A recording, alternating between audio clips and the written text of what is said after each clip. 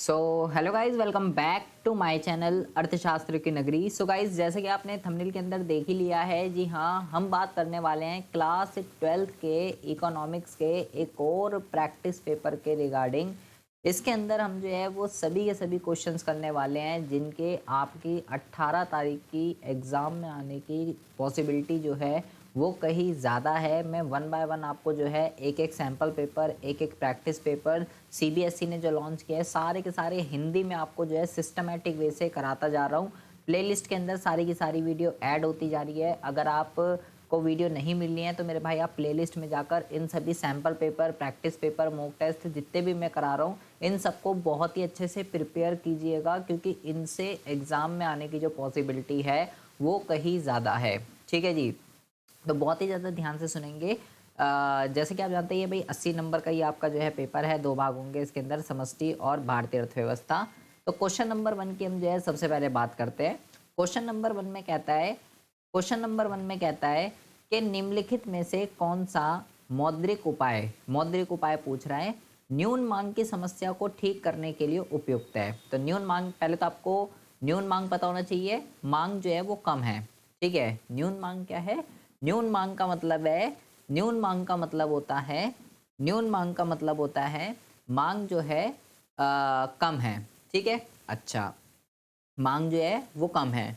अब कहता है, दूसरा उसने क्या पूछा है, दूसरा इसने इसके अंदर पूछा है, कह रहे हैं निम्नलिखित में से कौन सा मौद्रिक उपाय जो है इसने यहाँ पे पूछा है। एक होते हैं राजकोषीय उपाय और एक होते हैं आपके मौद्रिक उपाय, ठीक है। तो न्यून मांग कम है। मांग क्या है? मांग जो है वो कम है, ठीक है। अब मेरे को मांग को बढ़ाना है। मांग को बढ़ाने का मतलब है कि भाई लोगों के पास जो है ज़्यादा पैसे होने चाहिए ताकि वो जो है डिमांड को क्या कर सके, ताकि वो जो है डिमांड को अपनी बढ़ा सके, ठीक है। तो सरकारी व्यय में कमी और सरकारी व्यय में वृद्धि, ये दोनों के दोनों जो पॉइंट हैं आपके, पहली बात तो ये मौद्रिक के होते ही नहीं है, ये होते हैं आपके राजकोषीय के, तो इनको तो हटा ही दीजिए, ठीक है। सरकारी व्यय में वृद्धि, सरकारी व्यय में कमी, ये राजकोषीय के है, ये मौद्रिक के नहीं है, ठीक है। मौद्रिक कौन से होते हैं? जिसको आरबीआई हैंडल करता है। अब यहाँ पे लिखा हुआ है मार्जिन आवश्यकताओं को कम करना। सीमांत आवश्यकता को ही मार्जिन आवश्यकता कहते हैं। कि अगर आपको कुछ भी इसकी डेफिनेशन आपको पता होनी चाहिए, तो भाई मार्जिन आवश्यकता को कम करना, ये जो है इसका करेक्ट आंसर होगा। कि पहले आपको मान लीजिए 1 लाख का लोन लेने के लिए अगर 80,000 की सिक्योरिटी रखनी पड़ रही थी, मैं आपको एक अंदाज बता, जैसे मान लो 60,000 का लोन लेने के लिए अगर आपको 80,000 की सिक्योरिटी देनी पड़ रही थी, तो अब मान लीजिए उसको जब ने बोला कि 60,000 के लिए अब आपको 70,000 रुपये देने होंगे। तो जब सीमांत आवश्यकता कम होती है तो लोग लोन ज़्यादा लेते हैं। जब लोग लोन ज़्यादा लेंगे, लोगों के पास पैसे आएंगे तो डिमांड बढ़ती है। तो पहले का जो आंसर है वो हो जाएगा आपका खा जो है आपका इसका करेक्ट आंसर हो जाएगा, ठीक है जी। अच्छा, क्वेश्चन नंबर 2 में क्या कहता है? क्वेश्चन नंबर 2 में कहता है कि राजकोषीय घाटा जो है ना, राजकोषीय जो घाटा है बजट घाटे की तुलना में सरकारी व्यय की बेहतर स्थिति जो है उसको दर्शाता है। पहले तो आपको ये पता होना चाहिए कि राजकोषीय घाटा क्या होता है, ठीक है। और फिर आपको ये पता होना चाहिए कि बजटीय घाटा क्या होता है, क्योंकि जब तक आपको यही दोनों वर्ड नहीं पता होंगे तब तक आप इस क्वेश्चन का आंसर नहीं दे सकते हो। तो कहता है राजकोषीय घाटा जो है वो बजटीय घाटे की तुलना में सरकारी व्यय की बेहतर स्थिति दर्शाता है। देखिए, राजकोषीय घाटे का मतलब होता है देखिए, बजटीय घाटा एक वाइडर टर्म है, ठीक है। इसमें सरकार के राजस्व, पूंजीगत सभी तरीके के वो आते हैं, ठीक है। सभी तरीके के खर्चे आते हैं, सभी तरीके के व्यय आते हैं। लेकिन राजस्व घाटे का अंदर क्या आता है? राजस्व घाटे के अंदर बेसिकली सरकार ने जो लोन लिया है, सरकार ने जो उधार लिया होता है ना, राजकोषीय घाटा बिल्कुल सरकार की उधारियाँ उसको कहते हैं। तो क्या ये कथन ठीक है, क्या ये कथन गलत है? तो ये तो बिल्कुल ठीक है, क्योंकि जितना ज़्यादा उधार होता है उतना पता चलता है, जितना ज़्यादा सरकार के ऊपर लोन होता है उतना पता चलता है कि सरकार कहाँ व्यय कर रही है, कहाँ पे नहीं कर रही है। फिर कहता है राजकोषीय घाटा जो है ना, सरकार की ऋण आवश्यकताओं को प्रदर्शित करता है। तो क्या ये बात मैंने बोला, सरकार राजकोषीय घाटे का मतलब क्या है? राजकोषीय घाटे का मतलब जो है राजकोषीय घाटे का मतलब क्या है? राजकोषीय घाटे का मतलब ही यही है, राजकोषीय घाटे का मतलब ही यही है कि भाई सरकार को जो उधार होता है, जो लोन होता है, उसको कहते हैं। ठीक है, दोनों के दोनों कथन जो है वो बिल्कुल ठीक लिखे हुए हैं कि एक्चुअल में सरकार को कितनी नीड है ऋण की, उसी चीज़ को दर्शाता है। तो ऑप्शन ध्यान से देख लीजिएगा, ये है इसका आंसर। अभी कथन भी ठीक है, कारण भी ठीक है, दोनों ठीक हैं। और कारण जो है वो अभी कथन की सही व्याख्या कर रहा है। तो ऊपर नीचे करके, जैसे का में नहीं दे रखा, ये ऑप्शन का में होता है, लेकिन अब इस यहाँ पे ये खा में है। तो ऑप्शन बेटा बहुत ज़्यादा ध्यान से लगाइएगा, कहीं जल्दीबाजी में का पे ही लगा के आ जाओ। ठीक है, कि ये तो का पे ही होता है। उसके बाद हम बात करते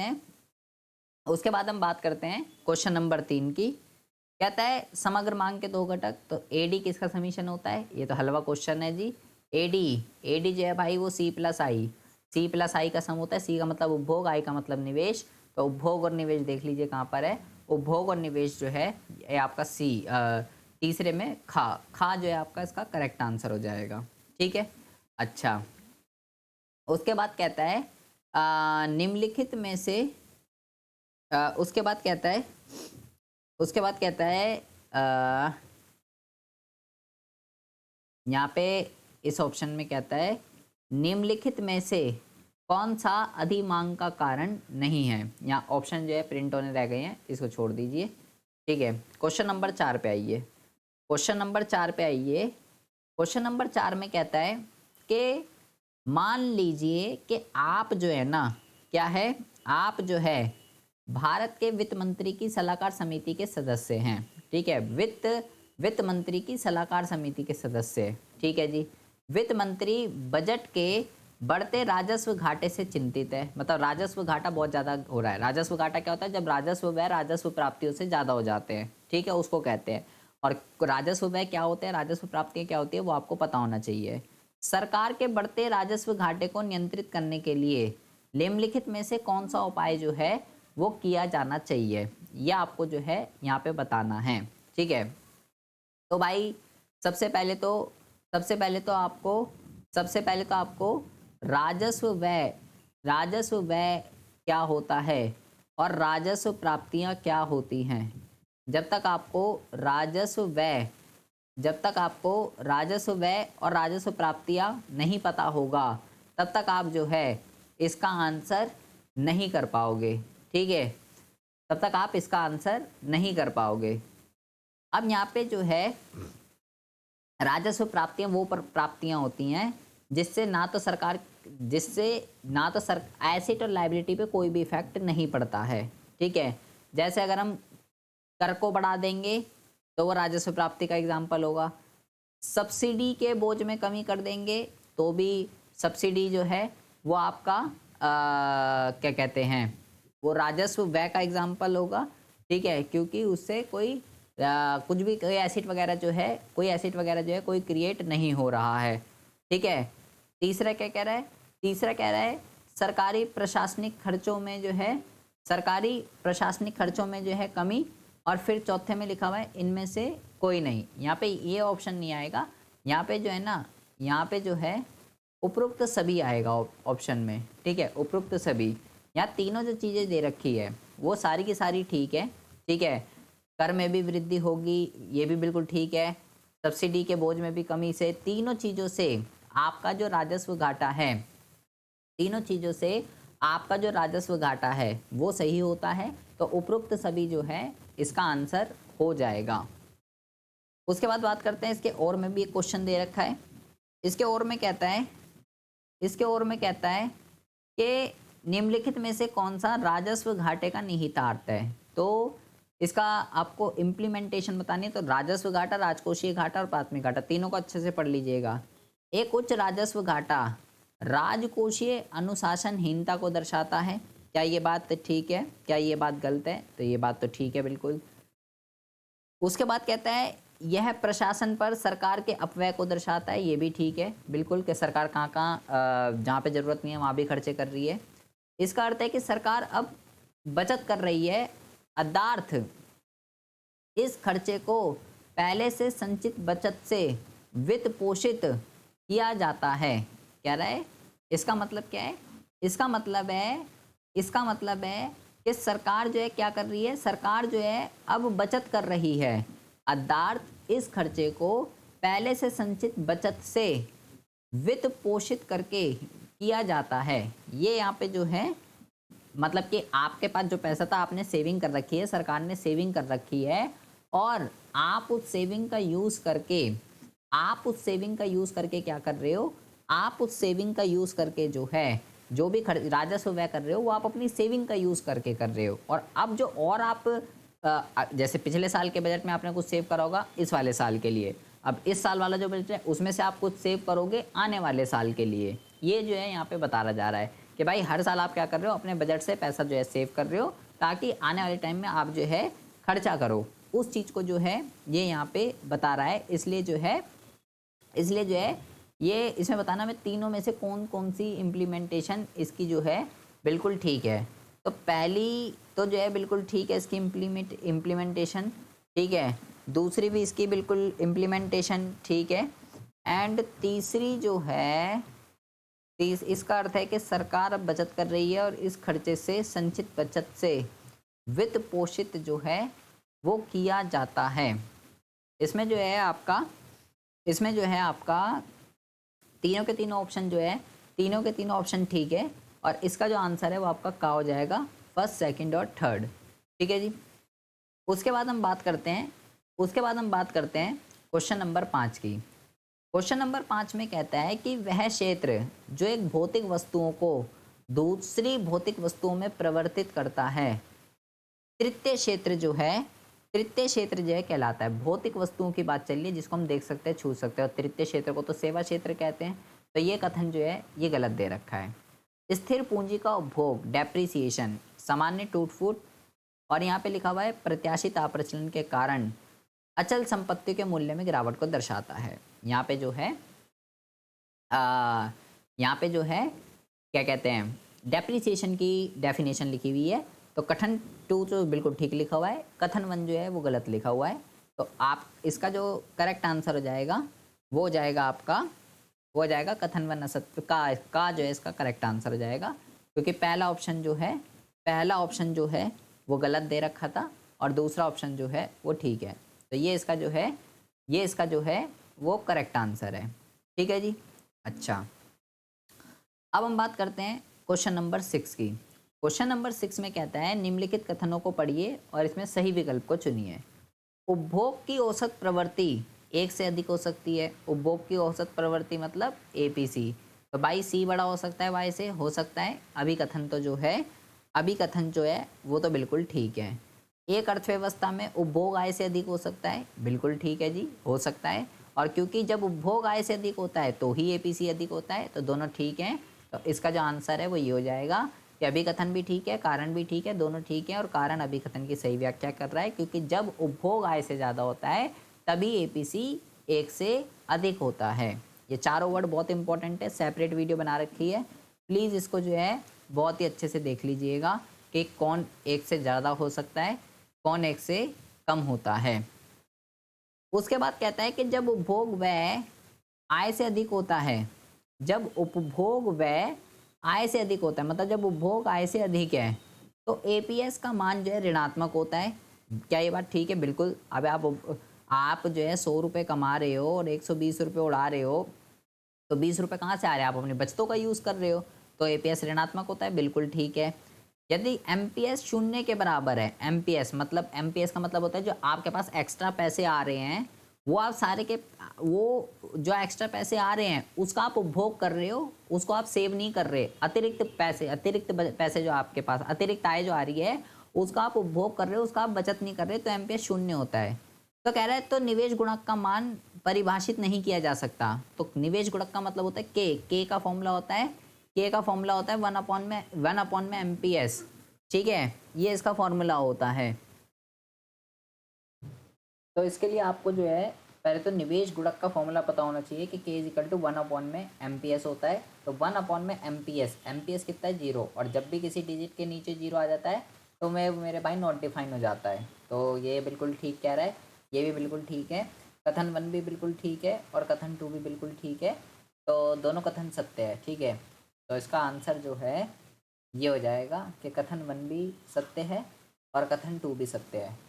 आंसर बहुत ही ज़्यादा ध्यान से दे लगाइएगा, जल्दीबाजी में यहाँ पे सीरियल जो है ऊपर नीचे हुए हैं, कहीं जल्दीबाजी में आप सोचो कि भाई ये तो पहले पे ही मिलता है, यही इसका करेक्ट आंसर होगा, तो जल्दीबाजी में गलत पे मत लगाइएगा, बार बार कह रहा हूँ, ठीक है। जानबूझ के मैंने जो है इस तरीके से बनाया है कि भाई आपको जो है कन्फ्यूज़न हो यहाँ पर, जल्दीबाजी में आप गलत लगाइए। कहता है निम्नलिखित सूचना एक काल्पनिक देश की जो है दी गई है। यहाँ पे टिकाऊ उत्पादक वस्तुएं यहाँ पे आपको दे रखी है 10 और लिखा हुआ है 10 वर्ष की आयु अवधि। फिर लिखा हुआ है एकल उपयोग उत्पादक वस्तुएं, यहाँ दे रखा है 5, बिक्री दे रखी है 20, वर्ष के दौरान उत्पादित बिना बिना बिका हुआ उत्पादन, यहाँ दे रखा है 2, और उत्पादन पर कर टैक्स दे रखा है 1। तो कह रहा है दिए गए विकल्पों में से NVA@FC का सही मान जो है ये क्या होगा। ये बुक का ही क्वेश्चन है, अगर आपके पास TR जैन वगैरह है तो आप उससे बहुत ही आराम से कर सकते हो। सबसे पहले मैं निकालूंगा GVA@MP, ठीक है, GVA@MP निकालूंगा। ये वही बच्चा कर सकता है जिसकी भाई अच्छे से इसने नेशनल इनकम, एक वीडियो मैंने नेशनल इनकम की फ्री ऑफ कॉस्ट है, प्लेलिस्ट में जाके एक्सेस कर सकते हो। तीनों वीडियो के भाई एक से एक क्वेश्चन TR जैन के पूरे के पूरे question, back question, unsolved question, एक एक क्वेश्चन मेरे खुद के बनाए हुए क्वेश्चन, ऐसे ऐसे क्वेश्चन मैंने करा रखे हैं इसके अंदर कि आपने अगर एक बारी तबीयत से देख लिया ना बैठ के, आप बहुत ही आराम से इसके क्वेश्चनों को सॉल्व कर सकते हो। तो उत्पाद का मूल्य माइनस मध्यवर्ती उपभोग, उत्पाद का मूल्य कैसे निकलता है, बिक्री, तो बिक्री कितना दे रखा है पहले तो 20 प्लस स्टॉक में परिवर्तन, स्टॉक में परिवर्तन, तो स्टॉक में परिवर्तन के लिए वर्ष के दौरान उत्पादित बिना हुआ क्लोजिंग स्टॉक है ये, ठीक है, क्लोजिंग स्टॉक है अंतिम स्टॉक, वर्ष के दौरान उत्पादित बिना बिका हुआ उत्पादन, जो माल बिका नहीं होता उसको अंतिम स्टॉक कहते हैं, ठीक है। तो ये हो गया आपका बिक्री, और अंतिम स्टॉक माइनस प्रारंभिक, प्रारंभिक नहीं दे रखा इसलिए मैंने 0 ले लिया, तो ये तो हो गया बिक्री प्लस स्टॉक में परिवर्तन, ठीक है, माइनस मध्यवर्ती लागत, एकल उपयोग, मध्यवर्ती वस्तुओं को एकल उपयोग कहते हैं, तो ये कितना हो जाएगा आपका 22 में से 5 गए, 22 में से 5 गए, ये आ गया आपका 17, ठीक है जी। अब ये तो GV आ गया। अब आपको निकालना है NVA@FC, और आपके पास क्या है, आपके पास GV@MP है, तो मुझे नेट निकालना है। नेट का formula gross minus depreciation, FC का फॉर्मूला हो गया आपका MP माइनस NIT, ये आपका फॉर्मूला हो गया, ठीक है। अब इस फॉर्मूले में यहाँ पे वैल्यू पुट कर देते हैं, ये मैंने कितना निकाल लिया 17। डेप्रिसिएशन यहाँ पे कैसे निकलेगा, यहाँ पे डेप्रिसिएशन का फॉर्मूला होता है, ठीक है, 10 डिवाइडेड बाय 10, क्या होता है फॉर्मूला डेप्रिसिएशन का, आपने मैंने करा रखा है क्वेश्चन, ठीक है। मशीन जितने रुपए की है, मशीन की लागत 10 लाख रुपए और कितने साल वो चलेगी, लागत डिवाइडेड बाय मशीन का जीवन काल, ये डेप्रिसिएशन का फॉर्मूला होता है। तो ये कितना आ जाएगा 1, डेप्रिसिएशन यहाँ पे आया 1 माइनस NIT का फॉर्मूला होता है अप्रत्यक्ष कर माइनस आर्थिक सहायता, तो अप्रत्यक्ष कर कितना दे रखा है 1, आर्थिक सहायता कितनी दे रखी है 0, तो ये हो गया 17 में से 1 गए 16, और 16 में से 1 गया, ये आ गया आपका 15 आपका जो है आंसर हो जाएगा इसका, ये आ जाएगा आपका आंसर। ये केवल वही बच्चा कर सकता है जिसने भाई अच्छे से नेशनल इनकम पढ़ी है, मेरी एक वीडियो देखी है, बिना उसके तो ये एक भी क्वेश्चन नहीं होगा, बिना उसके आप एक भी क्वेश्चन इसमें नहीं कर सकते हो, ठीक है। नेशनल इनकम के सारे क्वेश्चन मैंने करा रखे हैं, उसको बहुत ही अच्छे से कर लीजिए, आपका कल्याण हो जाएगा। देखिए जी, अब ये कहता है इसके और में एक क्वेश्चन दे रखा है, यहाँ पे कहता है कि निम्नलिखित आकृति को ध्यान से पढ़िए और दिए गए विकल्पों में सही उत्तर का जो है चयन कीजिए, ठीक है। यहाँ पे आपको जो है एक डायग्राम दे रखा है, ठीक है, मैं और जूम करके आपको जो है दिखाता हूँ। देखिए यहाँ पे लिखा हुआ है घरेलू क्षेत्र, यहाँ पे लिखा हुआ है प्रवाह, यहाँ पे लिखा है वस्तुओं और सेवाओं पर किया गया उपभोग व्यय, और यहाँ पे फिर लिखा है उत्पादन क्षेत्र, और फिर ये लिखा है साधनों को किया गया भुगतान, किराया, मजदूरी, लाभ, और ये यहाँ लिखा हुआ है प्रवाह, ठीक है। ये यहाँ पे इस तरीके से आपको जो है ये यहाँ पे दिया हुआ है, ठीक है।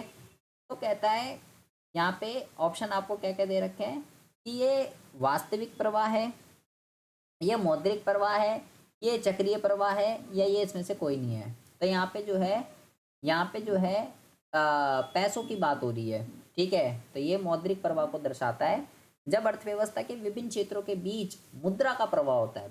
मुझे कैसे पता चला, देखो व्यय पैसों की बात हो रही है, भुगतान पैसों की बात हो रही है। तो यहाँ पे दो क्षेत्रों के बीच में प्रवाह जो हो रहा है वो किसका हो रहा है, पैसों का हो रहा है। यहाँ पे दो क्षेत्रों के बीच में जो प्रवाह हो रहा है वो पैसों का हो रहा है। देखो भुगतान, व्यय, घरेलू क्षेत्र, उत्पादन क्षेत्र, यहाँ प्रवाह लिखा था, कौन सा प्रवाह है। तो आपको डेफिनेशन जब तक नहीं पता होगी तब तक आप इस क्वेश्चन को नहीं कर सकते हो। उसके बाद कहता है क्वेश्चन नंबर 9 में आधिक्य पूर्ति, मतलब मांग आधिक्य की बात कर रहा है, पूर्ति आधिक्य की बात कर रहा है। पूर्ति अधिक है वह स्थिति होती है, पूर्ति अधिक है वह स्थिति होती है जिसमें पूर्ण रोजगार स्तर पर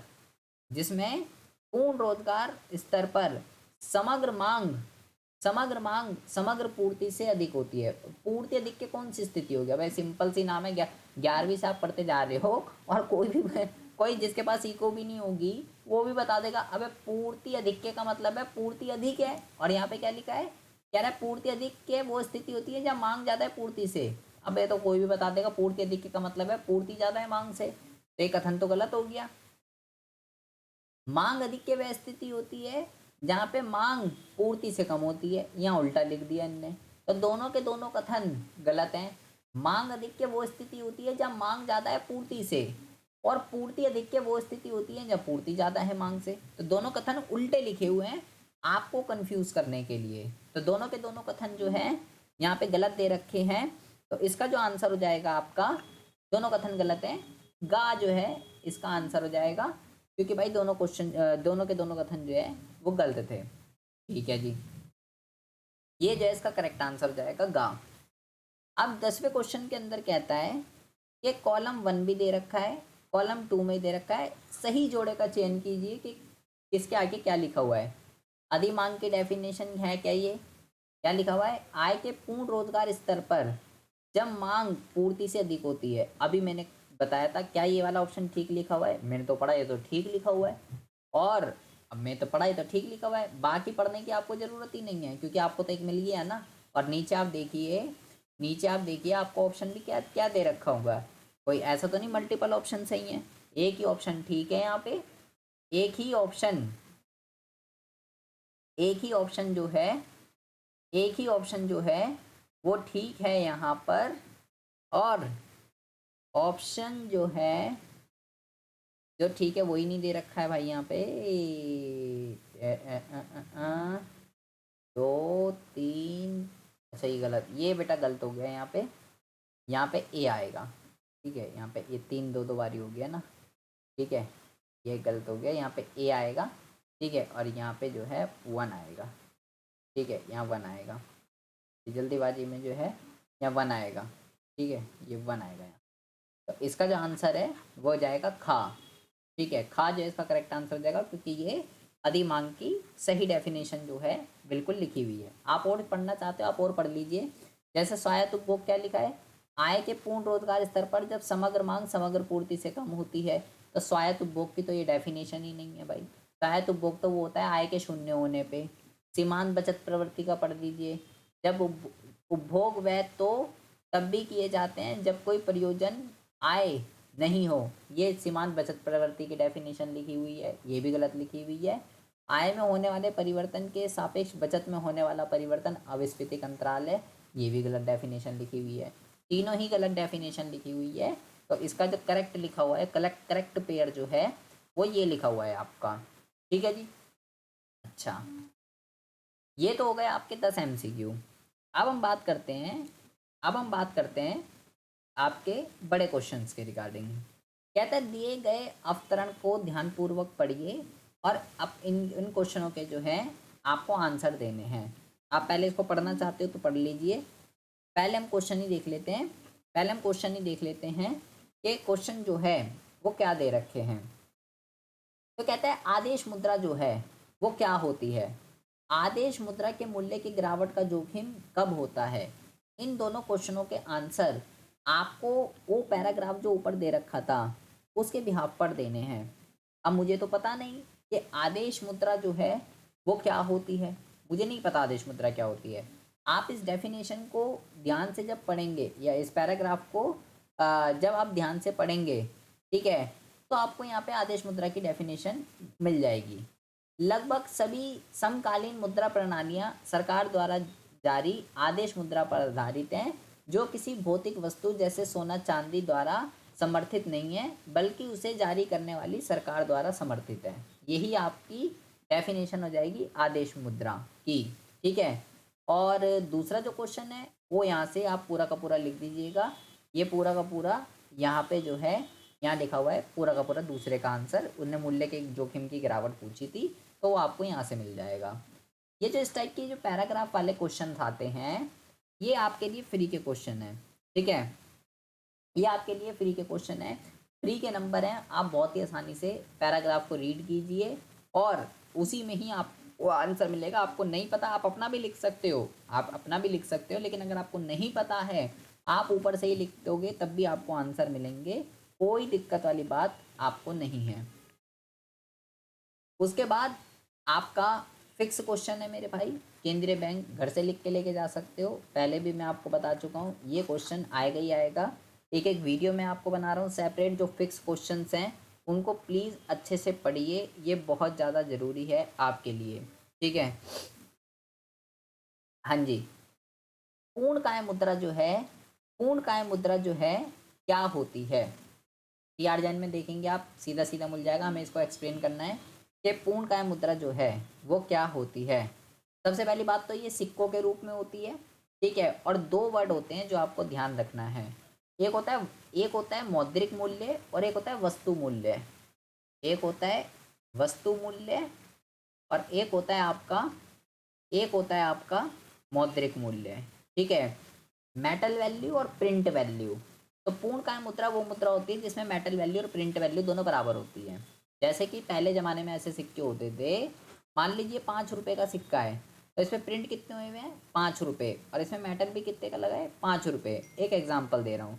तो ऐसे सभी सिक्के जिसमें उसमें जितने रुपए उसमें छपे हुए हैं उसमें उतने रुपए का ही मेटल लगा हुआ है, वो पूर्ण कायम मुद्रा होती है, ठीक है। उसके बाद आती है हाई पावर्ड मनी, उच्च शक्तिशाली मुद्रा कहते हैं इसको, high powered money. High powered money जो है ये क्या होती है, ठीक है, ये बहुत इंपॉर्टेंट है, सीधी सीधी इसकी आप डेफिनेशन लिख सकते हो और बहुत बारी पूछी जाती है, ठीक है, बहुत बारी जो है मेरे भाई ये पूछी जाती है। तो इसको आप बहुत ही अच्छे से पढ़ लीजिएगा कि ये क्या होती है, इसकी डेफिनेशन कई बार एग्जाम में पूछी जाती है, सीधा सीधा है ये और कुछ नहीं है, मुद्रा के सभी उस पर क्वेश्चन पूछा गया है। अच्छा, आपका फिक्स क्वेश्चन मोस्ट इम्पॉर्टेंट घर से लिख के लेके जा सकते हो, पहले भी मैं सैम्पल पेपर में करा चुका हूँ और भी प्रैक्टिस पेपर में करा चुका हूँ। दोहरी गणना की समस्या जो है ये क्या होती है, दोहरी गणना की समस्या जो है हमको बतानी है और इससे कैसे बचा जा सकता है। इससे प्रीवियस मैंने सीबीएसई का सैम्पल पेपर कराया था, उसमें भी ये क्वेश्चन आपको देखने के लिए मिला था। 4 नंबर के लिए यहाँ कैरी कर रही है, 6 नंबर में भी आता है। ये उत्पाद विधि से जब हम राष्ट्रीय आय की गणना करते हैं तो ये प्रॉब्लम जो है क्रिएट होती है, जब मैं अंतिम वस्तु और मध्यवर्ती वस्तुओं में भेद नहीं कर पाता, जब मैं मध्यवर्ती वस्तुओं को भी राष्ट्रीय आय में शामिल कर लेता हूँ तो ये जो है प्रॉब्लम क्रिएट होती है। इससे बचने के 2 मेथड होते हैं, ठीक है, इससे बचने के 2 मेथड होते हैं, दोनों ही मेथड को आपको एक्सप्लेन करना है। मेरा फिक्स क्वेश्चन मोस्ट इम्पॉर्टेंट घर से ही लिख के ला सकते हो, एक तो ये क्वेश्चन 12वां क्वेश्चन और एक ये क्वेश्चन, केंद्रीय बैंक के कार्य और जीडीपी और कल्याण, ये दोनों एक ऐसे क्वेश्चन है, मैं अभी आपको बोल रहा हूँ इस वीडियो के अंदर कि अगर ये क्वेश्चन नहीं आए आप जो बोलोगे मैं वो कर दूंगा, ठीक है, आप जो बोलोगे ये कि घर से ये 3 नंबर ये हो रहे हैं, चार चार मतलब 6 से 7 नंबर केंद्रीय बैंक के कार्य और जीडीपी तथा कल्याण, इससे क्वेश्चन आएगा ही आएगा, ठीक है, ये फिक्स है। 4 फंक्शन इसके हैं और 4 ही पॉइंट इसके हैं, 4 इसमें 4 इसमें 8 पॉइंट है टोटल, उस 8 में से 2 पॉइंट तो आएंगे ही आएंगे, ठीक है जी। तो कहता है जीडीपी तथा कल्याण के 4 पॉइंट होते हैं, उसमें बोल रहा है गैर मौद्रिक लेन देन को बताइए क्या है। एक उदाहरण देकर हमें इसको पूरा एक्सप्लेन कीजिए कि आखिर ये जीडीपी की सीमा कैसे है। ठीक है, प्रॉपर वीडियो इसकी सेपरेट बनाई है मैंने ताकि आप इसको बहुत ही अच्छे से समझ सकें। ठीक है, जीडीपी की रचना, जीडीपी का वितरण, गैर मौद्रिक लेन देन और बाह्यताएं, ये 4 पॉइंट होते हैं इसके अंदर। आप चारों के चारों पॉइंटों को बहुत ही अच्छे से प्रिपेयर कीजिए, 1.4 नंबर का आएगा ही आएगा। एंड सिमिलरली केंद्रीय बैंक के कार्य 4 हैं, नोट जारी करना, सरकार का बैंकर, बैंकों का बैंक और अंतिम ऋणदाता में से एक आएगा ही आएगा। आप इनमें से एक सबको इतना प्रिपेयर करके चीज़ें 3 नंबर मेरे को मिल सके, मैं इतना कंटेंट इसके अंदर जो है लिख पाऊँ। सेपरेट वीडियो बनी हुई है, ना मिले आप मेरे को व्हाट्सएप कर दीजिएगा, ये सब मेरे को नहीं मिल रही आप मुझे सेंड कर दीजिए। उसके बाद जो है क्वेश्चन नंबर 14 में कहता है, उसके बाद जो है क्वेश्चन ये एक जीवी एट एमपी निकालना है, देख लीजिए। पहले बिक्री ऐड कर लेते हैं, बिक्री हो गई आपकी 210, घरेलू बिक्री और निर्यात टोटल। ठीक है, बिक्री स्टॉक में परिवर्तन माइनस का 10 दे रखा है, तो बिक्री प्लस स्टॉक में परिवर्तन और मध्यवर्ती 120, तो मेरे भाई 200 माइनस 120 80, 80 जो है आपका आंसर हो जाएगा इसका। मतलब कुछ नहीं करना, आप देख लीजिए 4 नंबर आपको दे रहा है, 4 नंबर आपको दे रहा है सिर्फ 3 संख्या घटाने के लिए। लेकिन आपको पता कैसे चलेगी कौन सी संख्या घटानी है, क्या करना है, कब प्लस करना है, कब माइनस करना है। मेरे भाई एक एक वीडियो, उत्पाद विधि, आय विधि, व्यय विधि, एक एक वीडियो आपके लिए प्लेलिस्ट के अंदर फ्री ऑफ कॉस्ट एक्सेस कर सकते हो। कंप्लीट सिलेबस क्लास 12th का 1 short video, complete long video, complete short video, सारी की सारी वीडियो प्लेलिस्ट के अंदर ऐड है। आपको समय निकाल के बस उसको देखना है कैसे भी करके, तो ही ये क्वेश्चन हो सकते हैं। ये फ्री के नंबर हैं आपके लिए, फ्री के लिए। मैंने बहुत बच्चे देखे हैं कि सर मेरे से जो है नेशनल इनकम के क्वेश्चन जो है वो नहीं हो रहे हैं, मेरे से आय और रोजगार के क्वेश्चन जो हैं वो नहीं हो रहे हैं, मेरे को समझ में नहीं आ रहा है। आप भाई वीडियो तो देखिए, आप एक बार वीडियो देखेंगे आपसे ये क्वेश्चन तबीयत से आप बैठ के बिना स्किप करे आप एक बार वीडियो देखिए, फिर आप मुझे बताइएगा कि भाई ये क्वेश्चन मेरे से नहीं हो रहे हैं। अब ये कहता है क्वेश्चन नंबर 15 में के दिए गए अवतरण को ध्यान से पढ़िए, उदाहरण देकर करों को प्रत्यक्ष और अप्रत्यक्ष करों में वर्गीकरण करने के आधार पे व्याख्या कीजिए। यहाँ पे आपको प्रत्यक्ष कर क्या होते हैं और अप्रत्यक्ष कर क्या होते हैं, बेसिकली उसमें आपको जो है डिफरेंस बताना है। आपको नहीं पता आप यहाँ से भी पढ़ सकते हो, यहाँ से भी आपको मिल जाएगा, मतलब ये आपके लिए फ्री के नंबर है। डिफरेंस बताना है, पता है तो ठीक है अपनी मर्जी से भी लिख सकते हो, नहीं पता तो आप यहाँ से आप छाट सकते हो, यहाँ से भी आपको जो है पॉइंट मिल जाएंगे। ये पैराग्राफ टाइप के आपके लिए फ्री के हैं, बार बार कह रहा हूँ। अच्छा जी, क्वेश्चन नंबर 16 में कहता है, क्वेश्चन नंबर 16 में कहता है कि दिए गए चित्र के आधार पे भारत के व्यापार घाटे का विश्लेषण कीजिए। तो पहले तो आपको ये पता होना चाहिए व्यापार घाटा क्या होता है। निर्यात और निर्यात, देखिए व्यापार घाटा आपको निकालना है, आपको कुछ नहीं करना, आपको जो है देखिए आपको बस इसका फॉर्मूला पता होना चाहिए कि इसका फॉर्मूला जो है वो क्या होता है। निर्यात में से आयात को घटा दीजिए, आपका जो है आंसर आ जाएगा। यहाँ पे ये निर्यात है, ये आयात है, ठीक है। इसमें से इसको घटा दीजिए 3.07, इसमें से इसको घटा दीजिए 5.65, इसमें से इसको घटा दीजिए 12.32, ये आ जाएगा। कुछ नहीं करना, निर्यात में से आपको घटा दीजिए, आपका व्यापार घाटा जो है आ जाएगा। 3 संख्या घटाने के आपको जो है ये कितने नंबर दे रहा है देख लीजिए। 3 आपको घटाने के 3 नंबर दे रहा है, और घटाने के बाद उसको थोड़ा एक्सप्लेन कर दीजिए कि घाटा बढ़ रहा है या घट रहा है, ठीक है। क्योंकि उसने क्या बोला है, उन्हें निकालने के लिए तो बोला है, और उसने बोला है विश्लेषण कीजिए। विश्लेषण का मतलब होता है आपको पूरा एनालाइज करना है। तो एनालाइज कैसे होता है मेरे भाई, एनालाइज ऐसे होता है कि जब आप इसको इसमें से घटाओगे कितना आया था 3.07, इसको घटाया था 5.65, इसको घटाया था, ये आया था 12.32। तो घाटा जो है आप देख रहे हो बढ़े ही जा रहा है। तो आपको लिखना है जी पहले घाटा इतना था, फिर बढ़ के इतना हो गया, फिर बढ़ के इतना हो गया। तो जैसे जैसे क्या हो रहा है, नीचे नीचे टाइम पीरियड देख लीजिए, टाइम पीरियड क्या है 20, 21, 22। तो आपको ऐसे लिखना है कि जी फरवरी 2020 में घाटा इतना था, 2021 में इतना हो गया, बढ़कर फिर इतना हो गया। तो घाटा जो है साल साल से साल जो है वो भाई बढ़े ही जा रहा है। जिसका जिसका ये कब बढ़ता है घाटा, जब आयात ज़्यादा होते हैं, निर्यात कम होते हैं। तो थोड़ा आपको यहाँ पे लिखना भी पड़ेगा, क्योंकि विश्लेषण का मतलब ही ये होता है कि प्रॉपर आपने एनालाइज किया है। उसके बाद कहता है कि मुद्रा का मूल्यह्रास और मुद्रा का अवमूल्यन, इसमें जो है आपको डिफरेंस बताना है मेरे भाई। 4 वर्ड होते हैं, एप्रिसिएशन, डेप्रिसिएशन, रिवैल्यूएशन, डिवैल्यूएशन। विदेशी विनिमय वाला जो है ये चैप्टर आपसे पूछा गया है। बहुत सारे बच्चों को जो है इसमें कन्फ्यूज़न होती है कि भाई क्या होता है एप्रिसिएशन, क्या होता है डेप्रिसिएशन, क्या होता है डिवैल्यूएशन, क्या होता है रिवैल्यूएशन। तो मैंने अभी पीछे वन शॉट वीडियो भी बनाई है, अभी कल परसों ही बनाई है, जिसमें मैंने आपको विदेशी विनिमय वाला जो है, विदेशी विनिमय वाला जो है मैंने आपको चैप्टर कराया है। एक एक वर्ड मैंने बहुत ही अच्छे से उसमें समझाया है। सीधा सीधा क्वेश्चन है 3 नंबर का, वहाँ से वीडियो देखिएगा, TR जैन से देखेंगे, वहाँ पे भी सीधा सीधा क्वेश्चन है। क्या होता है अवमूल्यन, क्या होता है अधिमूल्यन, सब अच्छे से पढ़िएगा, विद डायग्राम इस पे आता है क्वेश्चन।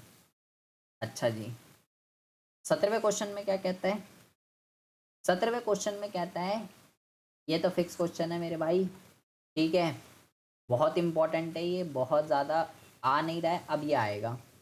उपभोग, एक काल्पनिक उपभोग प्रवृत्ति वक्र कीजिए और इसकी सहायता से बचत प्रवृत्ति वक्र बनाइए।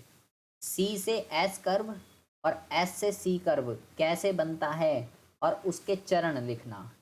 ये मैंने एक सेपरेट वीडियो बनाई है, 6 नंबर का क्वेश्चन ये आता है। आपको इसके अंदर डायग्राम बनाना पड़ेगा और यहाँ पे सबसे इंपॉर्टेंट है इसके चरण लिखना। चरण लिखने के नंबर होंगे यहाँ पे, और स्टेप कैसे लिखना है, ऐसा नहीं पहले मैंने ये करा फिर ये करा, प्रॉपर आपको सिस्टमेटिक वे से लिखना पड़ेगा। तो क्या क्या इसके अंदर आप लिख सकते हो, सेपरेट वीडियो ना मिले अगर आपको इसकी वीडियो कि सी से एस, एस से सी कर्व कैसे बनता है, ना मिले मेरे को व्हाट्सएप कर दीजिएगा। मेरा व्हाट्सएप नंबर है 9990158317, ठीक है। ना मिले तो बोल दीजिएगा सर मेरे को जो है वीडियो सेंड कर दीजिए, या कमेंट कर दीजिएगा कि सर मेरे को यहीं लिंक दे दीजिए, मुझे जो है वीडियो नहीं मिल रही है, ठीक है। तो भाई ये क्वेश्चन सी से एस, एस से सी बहुत टाइम से नहीं आ रहा और इम्पॉर्टेंट है ये, ठीक है। अभी कुछ टाइम पहले आया था, लगातार आने लग गया था ये प्री बोर्ड मॉक टेस्ट में, ये अब नहीं आ रहा, इसके चांस बहुत ही ज़्यादा हैं।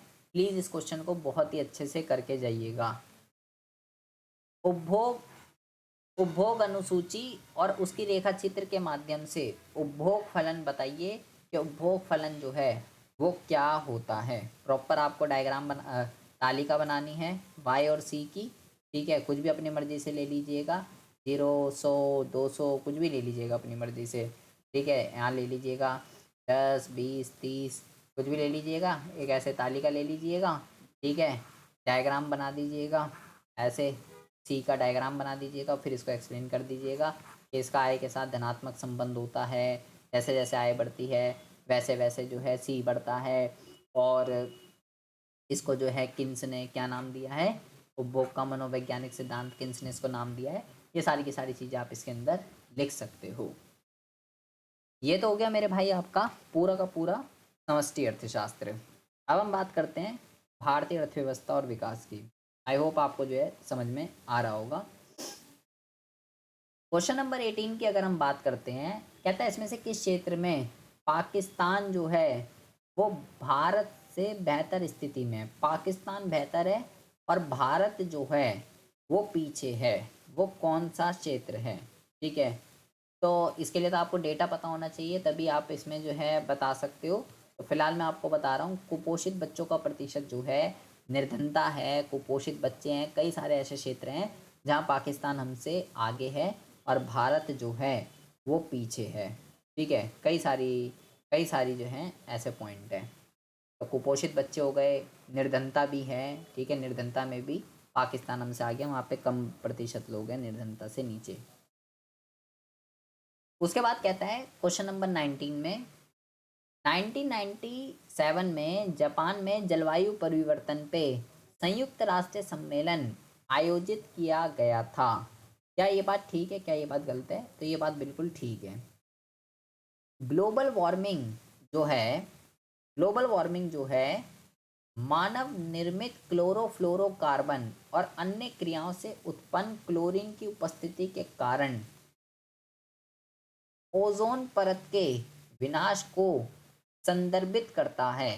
क्या ये बात क्या ये बात ठीक है, क्या ये बात गलत है? ग्लोबल वार्मिंग, ग्लोबल वार्मिंग मानव निर्मित क्लोरोफ्लोरोकार्बन और अन्य क्रियाओं से उत्पन्न क्लोरीन की उपस्थिति के कारण ओजोन परत के विनाश को संदर्भित करता है। बेटा ये डेफिनेशन जो है बहुत ज़्यादा ध्यान से सुनोगे। ये यहाँ पे जो है आपको ग्लोबल वार्मिंग का जो है, आपको ग्लोबल वार्मिंग का जो है अगर आपको मतलब पता है तो आप यहाँ देखेंगे ग्लोबल वार्मिंग की डेफिनेशन नहीं लिखी हुई है बेटा।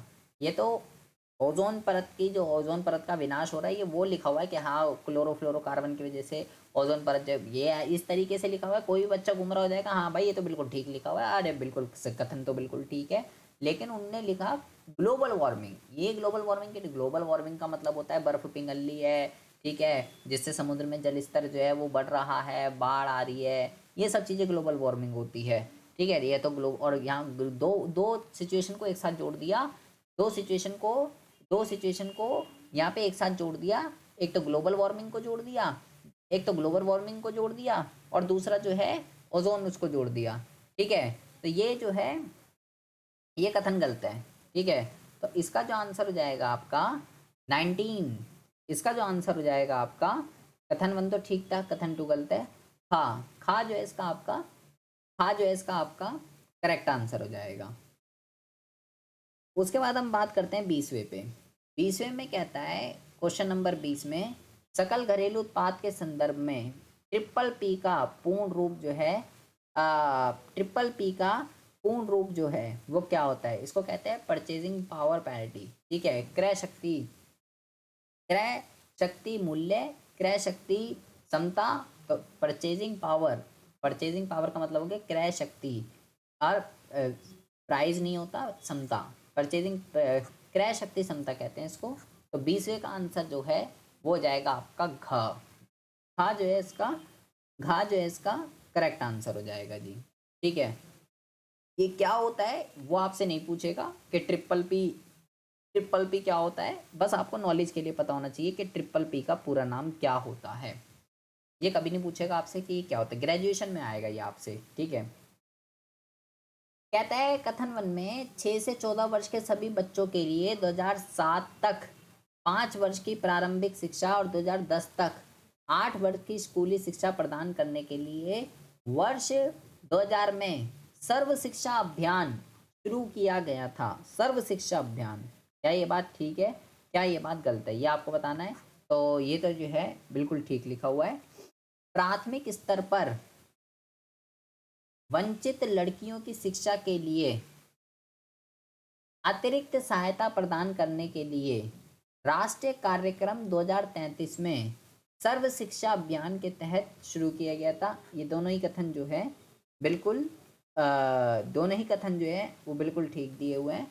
तो इसका जो आंसर हो जाएगा आपका ये जो है इसका करेक्ट आंसर हो जाएगा जी। उसके बाद कहता है क्वेश्चन नंबर 22 में, भारत के प्रमुख मछली उत्पादक, मछलियाँ जो हैं सबसे ज़्यादा कहाँ पर होती हैं? उड़ीसा में, गुजरात में, महाराष्ट्र में या आंध्र प्रदेश में? मछलियाँ की बात चल रही है, मछलियाँ सबसे ज़्यादा जो हैं वो कहाँ पर होती हैं? तो मेरे भाई मछलियाँ जो हैं सबसे ज़्यादा मछलियाँ जो हैं वो सबसे ज़्यादा उड़ीसा ठीक है आंसर, उड़ीसा ठीक है, गुजरात ठीक है, और उड़ीसा, गुजरात,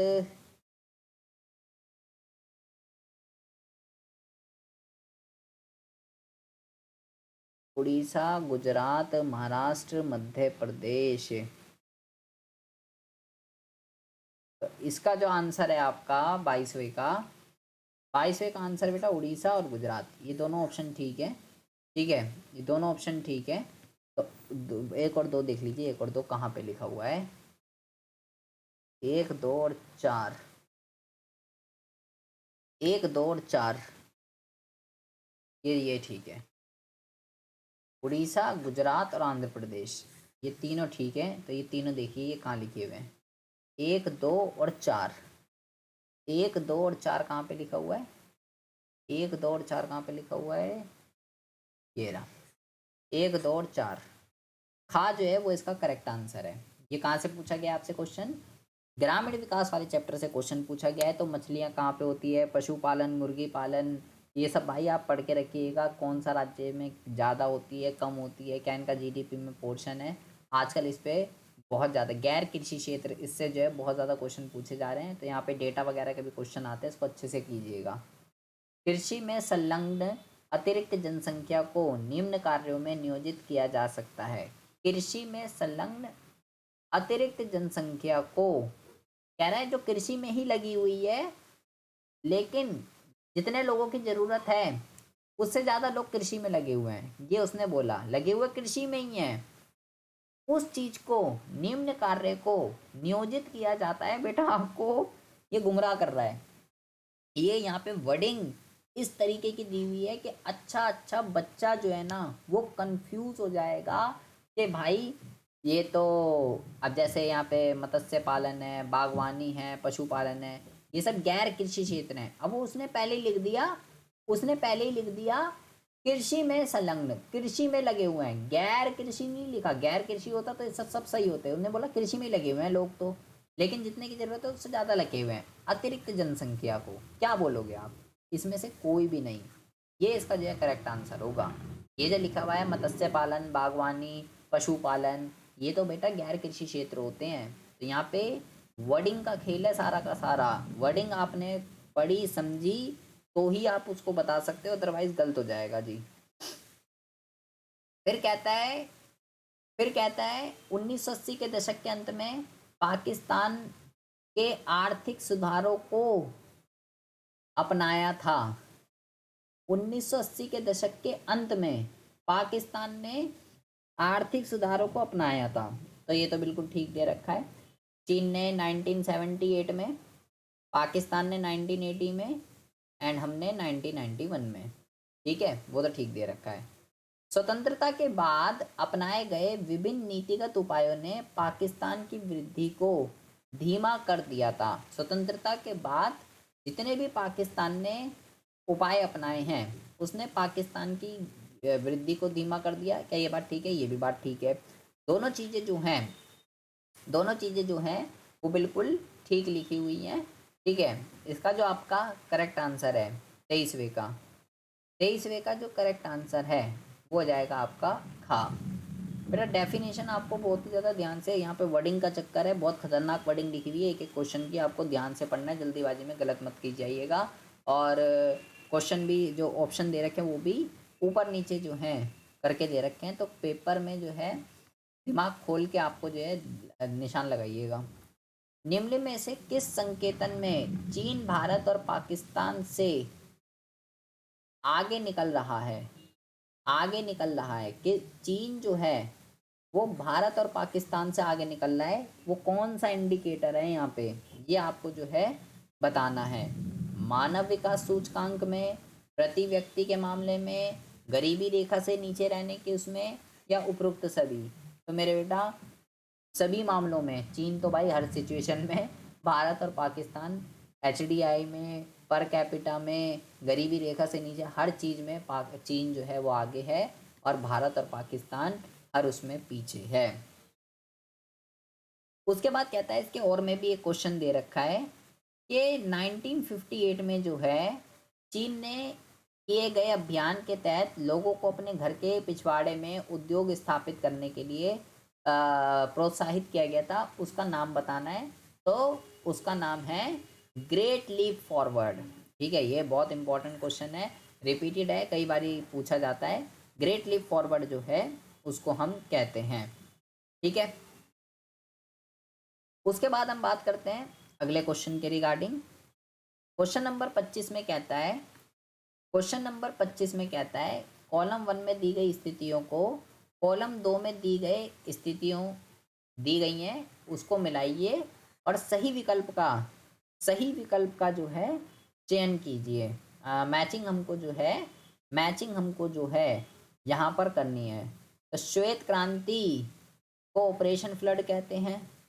नीली क्रांति, क्रांतियों के बारे में दे रखा है, नीली मछली से रिलेटेड है। सुनहरी क्रांति, हरित क्रांति MS स्वामीनाथन, और सुनहरी शहद और बागवानी से रिलेटेड है। सारी क्रांतियां दे रखी हैं बेटा यहाँ पे आपको। ठीक है, तो क्या बन रहा है आपका 3-1 3-1 3-1 और ये हो गया आपका 3-1-4-2 3-1-4-2। तो देख लीजिए 3-1-4-2 कहाँ है, ये रहा 3-1-4-2। हाँ जो है आपका करेक्ट आंसर हो जाएगा जी इसका। उसके बाद हम बात करते हैं क्वेश्चन नंबर 26 पे। क्वेश्चन नंबर 26 में कहता है कि अंतर्राष्ट्रीय मुद्रा कोष की स्थापना, अंतर्राष्ट्रीय मुद्रा कोष का मतलब IMF 1944 में जो है 1944 में जो है अंतर्राष्ट्रीय मुद्रा कोष की जो है स्थापना की गई है।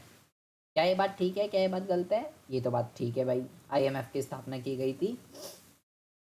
ये एक ऐसी स्थायी संस्था के माध्यम से अंतर्राष्ट्रीय मौद्रिक सहयोग को बढ़ावा देता है तथा अंतर्राष्ट्रीय समाज पर परामर्श करता है, सहयोग के लिए मशीनरी प्रदान करता है। ये भी ठीक है, दोनों ही बातें बिल्कुल ठीक लिखी हुई हैं। लेकिन आपको एक बात ध्यान रखनी है, ऊपर क्या बताया गया है कि IMF 1944 में एक्सप्लेन हुआ और नीचे उसका फंक्शन बताया गया है। दोनों बातें ठीक लिखी हुई हैं, लेकिन उसका स्थापित करने, ये तो उसका लिखा हुआ है IMF करता क्या है, ये उसका काम लिखा हुआ है।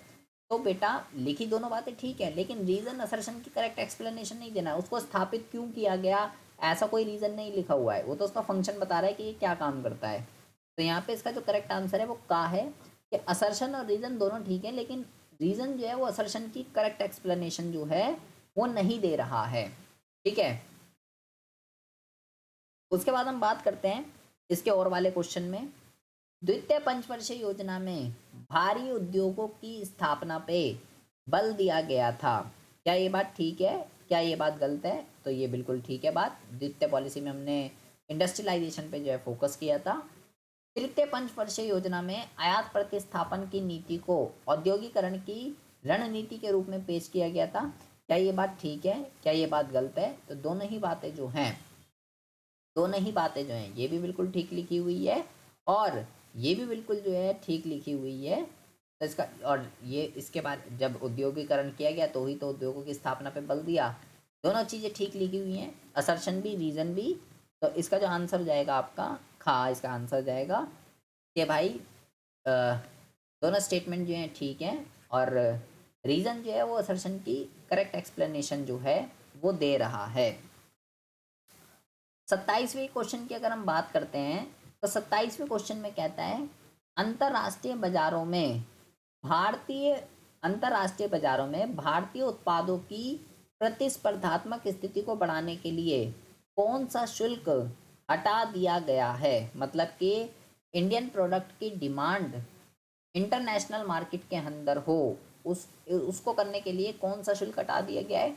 तो उसको कहते हैं निर्यात शुल्क। जब हम अपने प्रोडक्ट दूसरे देशों में बस बेचते हैं तो निर्यात कर रहे हैं तो निर्यात पे टैक्स लगता है, तो निर्यात शुल्कों को हटा दिया गया है ताकि हमारे प्रोडक्ट जो है वो कॉम्पिटिटिव बने इंटरनेशनल मार्केट के अंदर। 1991 में निजीकरण की दिशा में उठाए गए कदमों का उल्लेख कीजिए। सीधा सीधा क्वेश्चन है, निजीकरण क्या होता है उसको आपको बताना है कि क्या है निजीकरण। 1991 में नई आर्थिक नीति के तहत शुरू किए गए वित्तीय सुधारों पर प्रकाश डालिए। वित्तीय सुधार उदारीकरण के अंतर्गत उसके अंदर आते हैं वित्तीय सुधार, जिसमें RBI ने अपने रोल को चेंज किया था, टैक्स स्ट्रक्चर के अंदर थोड़ा हम चेंज लेकर आए थे, तो उस चीज़ को वित्तीय सुधार कहते हैं। अलग अलग सेक्टर के अंदर उदारीकरण में हमने अलग अलग सेक्टर के अंदर सुधार किए थे, जिसमें से वित्तीय सुधार एक है। वीडियोस अवेलेबल है, प्रॉपर आप इसको जो है देख सकते हो। ये उदारीकरण के ऊपर है, वो निजीकरण के ऊपर है, ठीक है। उसके बाद हम बात करते हैं, उसके बाद हम बात करते हैं कार्टून वाला एक ये क्वेश्चन है, कहता है दिए गए चित्र के आधार पर उन परिस्थितियों का उल्लेख कीजिए जिसके प्रभाव से अर्थव्यवस्था को मुक्त करने के लिए आर्थिक नीतियां जो हैं वो लागू की गई थी। यहाँ पे आप कौन सी नीतियां लागू की गई थी बेटा? आर्थिक नीतियां। उन परिस्थितियों को उल्लेख कीजिए। देखो यहाँ पे मुद्रास्फीति लिखी हुई है, यहाँ व्यापार घाटा लिखा हुआ है, यहाँ समृद्धि लिखी हुई है, यहाँ राजकोषीय घाटा लिखा हुआ है, यहाँ अर्थव्यवस्था है। गाड़ी के चारों अंजर पंजर जो हैं खराब हो गए हैं। बेसिकली आपसे ये पूछ रहा है कि हमने एलपीजी को क्यों अडॉप्ट किया था, वो सारे के सारे रीज़न लिखने हैं और वो रीज़न यहीं पे लिखे हुए हैं चारों के चारों। मुद्रास्फीति बहुत ज़्यादा हो रही थी, व्यापार घाटा बढ़ता जा रहा था, राजकोषीय घाटा जीडीपी का कुछ परसेंट था, ठीक है। ये सारे के सारे रीज़न यहाँ पे लिखे हुए हैं। बहुत अच्छा कार्टून वाला जो है ये आपसे क्वेश्चन पूछा गया है। मैं एक वीडियो लेके आऊँगा जिसमें ये सारे कार्टून वाले क्वेश्चनों को किस तरीके से सॉल्व करते हैं, कैसे कैसे क्वेश्चंस कार्टून वाले इस पर पूछे जाते हैं, तो उससे आपको जो है बहुत ज़्यादा हेल्प मिलेगी। तो यहाँ पे हमने एलपीजी को क्यों अडॉप्ट किया था, उसके आपको जो है यहाँ पे सारे के सारे रीज़न बताने हैं। उसके बाद कहता है निम्नलिखित आंकड़ों के आधार पे प्रश्नों के उत्तर दीजिए। भारत की जनसंख्या वृद्धि दर इतनी है, पाकिस्तान की इतनी है, लिंग अनुपात इतना है, इसको एनालाइज करना है और कुछ नहीं करना। तो कहता है कि भारत और पाकिस्तान की वार्षिक जनसंख्या वृद्धि दर पर टिप्पणी कीजिए। तो उसको एनालाइज करके उसको बस एक्सप्लेन करना है कि पाकिस्तान की जनसंख्या की वृद्धि दर ज़्यादा है, भारत की कम है, इसको कंट्रोल करना चाहिए। वो डेटा आनी चाहिए आपकी एक्सप्लेनेशन में और उसके लिंग अनुपात पे टिप्पणी करनी। तो दोनों में ही आप देखेंगे, दोनों में ही आप देखेंगे लिंग अनुपात जो है वो कम है। भारत में तो खुद हद से ज़्यादा कम है, मतलब पर 1000 पे सिर्फ 929 जो है वो फीमेल्स हैं। क्यों होता है ऐसा? क्योंकि लोगों की मेल की जो है वो रहती है लड़का चाहिए लड़का चाहिए, उसमें कि यही हमारे वंश को आगे बढ़ाएगा, उस इस चक्कर में लड़कियों को मार देते हैं। तो यहाँ पे इस सब चीज़ों को आपको जो है एक्सप्लेन करना है, ठीक है। कन्या की हत्या कर देते हैं, वो सब चीज़ें आपको यहाँ पे लिखनी है। उसके बाद कहता है क्वेश्चन नंबर 31 में वैश्वीकरण से आप क्या समझते हैं, इसकी विशेषता बताइए। सीधा सीधा क्वेश्चन है। स्वतंत्रता से पहले भारतीय अर्थव्यवस्था की, ये आपका उसका क्वेश्चन है बेटा। हमने सैम्पल पेपर करा था, वहाँ पर भी था ये, प्रैक्टिस पेपर करा था, वहाँ पर भी था ये, स्वतंत्रता से पूर्व संध्या पर, ठीक है। तो यहाँ पे पहले की बताना है कि कृषि पे निर्भर थी, खुशहाल अर्थव्यवस्था थी, सोने की चिड़िया के नाम से जाना जाता था, हैंडीक्राफ्ट के मामले में हम फेमस थे, कुछ भी आप इसके अंदर लिख सकते हो। ग्रामीण क्षेत्रों में रोजगार उत्पन्न करने के लिए आप किन किन गतिविधियों का सुझाव देंगे? ग्रामीण क्षेत्रों की जो है, ग्रामीण क्षेत्रों की जो है यहाँ पे बात चल रही है। तो बेसिकली बेटा यहाँ पे आपसे गैर कृषि क्षेत्र, पशुपालन, मुर्गी पालन, मत्स्य पालन, बागवानी, लघु और कुटीर उद्योग, ये सब आप यहाँ पे लिख सकते हो। वर्तमान समय में विश्व पर्यावरण संकट का सामना क्यों कर रहा है? क्यों इन्वायरमेंट जो है वो संकट की स्थिति में आ गया है, उसके क्या क्या रीज़न हैं? रीज़न आपको बताने हैं, ठीक है। पर्यावरण संकट के रीज़न, जनसंख्या बढ़ रही है, शहरीकरण हो रहा है, औद्योगिकरण हो रहा है, और वनों का अंधाधुंध विनाश हो रहा है, निर्धनता बढ़ रही है, तो कुछ भी आप इसके अंदर लिख सकते हो। सीधे सीधा क्वेश्चन आपसे पूछा गया है पर्यावरण संकट के ऊपर। कृषि विपणन बेटा फिक्स क्वेश्चन है, एग्जाम के अंदर आएगा ही आएगा, इसको बहुत ही अच्छे से करिएगा। क्या होता है इसमें, क्या क्या प्रॉब्लम आती हैं और सरकार इसको दूर करने के लिए क्या क्या स्टेप ले रही है। सैम्पल पेपर के अंदर भी था, प्रैक्टिस पेपर के अंदर भी था, यहाँ पर भी आपसे क्वेश्चन पूछा गया है। प्लीज़ इस क्वेश्चन को बहुत ही अच्छे से जो है कीजिएगा। लास्ट क्वेश्चन की बात करते हैं। पैराग्राफ दे रखा है लंबा चौड़ा, पैराग्राफ दे रखा है लंबा चौड़ा। कहता है कि भारत में लोग मुख्य रूप से ग्रामीण क्षेत्र से शहरी क्षेत्रों की ओर प्रवास क्यों करते हैं? लोग गांव से शहरों की तरफ क्यों आते हैं, ये आपको बताना है। और प्रवासन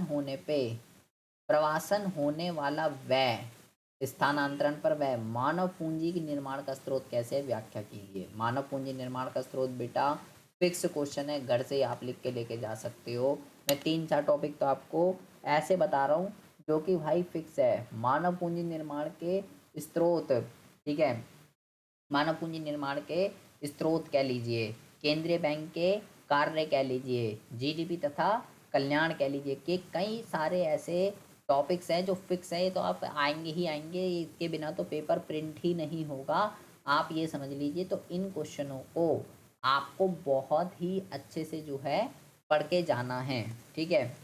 तो लोग क्यों प्रस्थान करते हैं, आपको पता है तो ठीक है, नहीं पता है आपको तो कुछ नहीं करना आपको, ऊपर आ जाइए, ये पैराग्राफ वाले क्वेश्चन तो आपको भाई यहीं से आपका जो है आंसर आपको मिल जाएगा, ठीक है। ये देखें, यहाँ सब लिखा हुआ है कि लोग क्यों प्रस्थान करते हैं, कि एक कारण ये है कि लोगों को अपना निवास स्थान छोड़ना पड़ता है। यहाँ पे ये सब यहाँ पे लिखा हुआ है इस पैराग्राफ में, क्यों करते हैं ये सब लिखा हुआ है।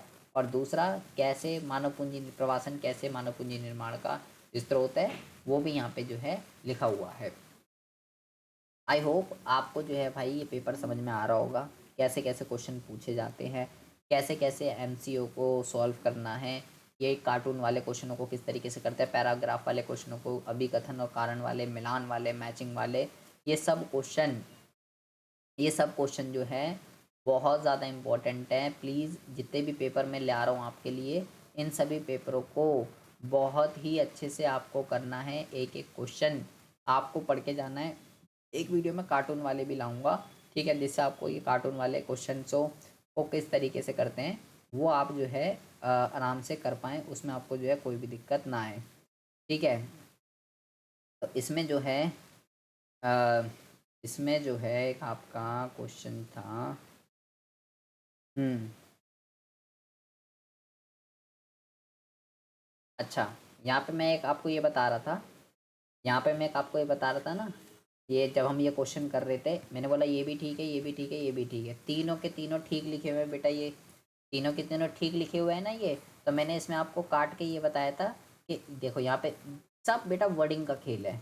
यहाँ पे देखो क्या लिखा है, इनमें से कोई भी, इनमें से कोई भी लिखा हुआ है यहाँ पे। और मैंने जल्दीबाजी में इसको क्या पढ़ लिया, मैंने जल्दीबाजी में इसको पढ़ लिया इनमें से कोई नहीं। और मैंने इसको आपको क्या बोला, मैंने इसको आपको क्या बोला कि इसको काट दो, इसको काट दो, और यहाँ पे ये गलत लिखा हुआ है और यहाँ पे आएगा उपरोक्त सभी, ये लिखा था मैंने आपको, अगर आपको याद हो तो। अब यहाँ पे क्या लिखा हुआ है, आप देखना जरा क्या लिखा हुआ है, इनमें से कोई भी, तो सारे इनमें से कोई भी, सारी तो ठीक है, वर्डिंग का खेल है बेटा, वर्डिंग का। उनने कंफ्यूज कर दिया, देखो मैं बैठे बैठे कंफ्यूज हो गया, मैं कह रहा हूँ ये तो गलत लिखा हुआ है, तो प्रिंटिंग मिस्टेक है, इसको काट के उपरोक्त सभी करो। अब उपरोक्त सभी इनमें से कोई भी, एक ही तो बात हो गई, कुछ भी कर ले सरकार वो ठीक हो जाएगा, राजस्व घाटा।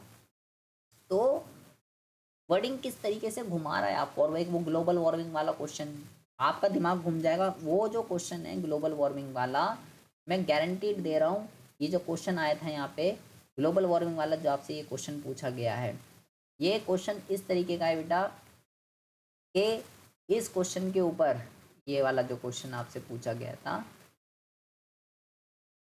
ये वाला 24, 26, 27, ग्लोबल वार्मिंग कौन सा क्वेश्चन था, वो जो क्वेश्चन था ग्लोबल वार्मिंग वाला, वो ऐसा क्वेश्चन है, वो गारंटीड है भाई, हर बच्चा उस पर जो है आंसर लगाएगा। और वो आंसर इस तरीके से, डेफिनेशन इस ये रहा 19वां, ये इस तरीके से लिखा हुआ है, ये इस तरीके से लिखा हुआ है, इसको कोई भी रीड आउट करेगा और लगाएगा बिल्कुल ठीक है कथन, लेकिन वो ये भूल जाएगा ग्लोबल वार्मिंग की डेफिनेशन क्या है, ये भूल जाएगा वो। तो प्लीज़ अच्छे से पढ़िए वर्डिंग को, क्या ऑप्शन दे रखे हैं एमसीक्यू, ऊपर नीचे दे रखे हैं, देखो ऊपर नीचे दे रखे हैं जानबूझ के, कि बच्चे को आदत होती है कहाँ पे ये ऑप्शन लगा रहता है, वहाँ पे ये ऑप्शन रहता है, आदत होती है। तो भाई इन सब चीज़ों को ध्यान से पढ़िएगा, एग्जाम में कौन सा क्वेश्चन कहाँ लिखा हुआ है, क्या लिखा हुआ है, क्या वर्डिंग लिखी हुई है, किसके बारे में लिखी हुई है, तभी आप जो है इकोनॉमिक्स के अंदर अच्छे मार्क्स जो है स्कोर कर पाएंगे। मैं और भी पेपर लेके आऊँगा, और आपके लिए पेपर है, पेपर ख़त्म नहीं होंगे, हिंदी में होंगे आपके लिए। प्लीज़ इस वीडियो को ज़्यादा से ज़्यादा शेयर कीजिएगा, चैनल को सब्सक्राइब करके रखिएगा, बेल आइकन को प्रेस करके रखिएगा। कोई बच्चे कहते हैं मेरे को नोटिफिकेशन नहीं आ रही है, मुझे पता ही नहीं चलता आपकी वीडियो कब आती है, तो भाई चैनल को सब्सक्राइब कर लीजिए, आपके लिए ऐसी वीडियो रोज़ाना इस चैनल पे जो है आती रहेगी। तो मिलते हैं आपसे नेक्स्ट वीडियो में ऐसे इंटरेस्टिंग टॉपिक के साथ। तब तक के लिए have a good day, bye bye, take care.